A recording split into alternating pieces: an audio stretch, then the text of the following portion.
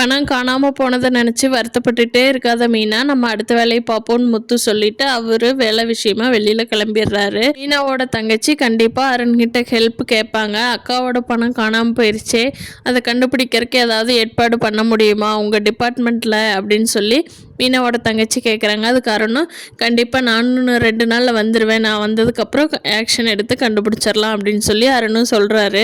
இதுக்கிடையில் இங்கே முத்துவும் செல்வமும் பிளான் பண்ணுறாங்க. எப்படியுமே அந்த பணம் கண்டிப்பாக சிந்தாமணி கிட்ட தான் இருக்க போகுது. அவகிட்ட இருக்கிற அந்த நம்மளோட பணத்தை எப்படி வாங்குறதுன்னு பிளான் பண்ணணும் செல்வம் அப்படின்னு சொல்லி முத்துவும் செல்வமும் பேசிக்கிறாங்க. அப்போ 2 பேர்த்துக்குமே ஒரு ஐடியா கிடச்சிருது. நம்ம டைரெக்டாக போயோ இல்லை போலீஸ்கிட்டவோ கம்ப்ளைண்ட் கொடுத்தா அவள் எடுத்துக்க மாட்டா. இன்கம் டேக்ஸ் ஆஃபீஸராக நம்ம வேஷம் போட்டுக்கிட்டு போகலான்னு சொல்லி முத்து கிளம்பி போகிறாங்க.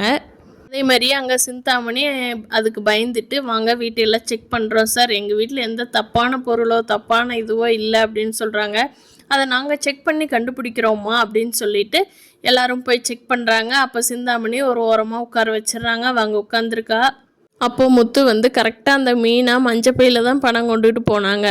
அந்த பணம் அப்படியே கபோர்டில் இருக்கிறத முத்து எடுத்துடுறாரு. இன்னும் பல நகைகள் பணங்கள் எல்லாத்தையுமே எடுத்துடுறாங்க. எடுத்துட்டு ஒரு பொருளாக பணமாக கணக்கு கேட்குறப்போ சிந்தாமணி ஒன்றுக்கும் ஒரு கட்டுக்கதை கட்டி விடுறாங்க. மீனாவோட பை இருந்த பணத்துக்கு கோயிலுக்கு நிதி கொடுக்கறக்காக வச்சிருக்கேன்னு சொல்லி சொல்கிறாங்க.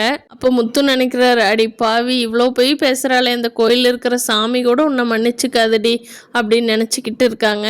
அடுத்தடுத்த எபிசோடில் அடுத்தடுத்த விறுவிறுப்பான காட்சிகளை பார்க்கலாம். தேங்க்யூ. இந்த வீடியோ பிடிச்சிருந்தா நம்ம சேனலை சப்ஸ்கிரைப் பண்ணிக்கோங்க.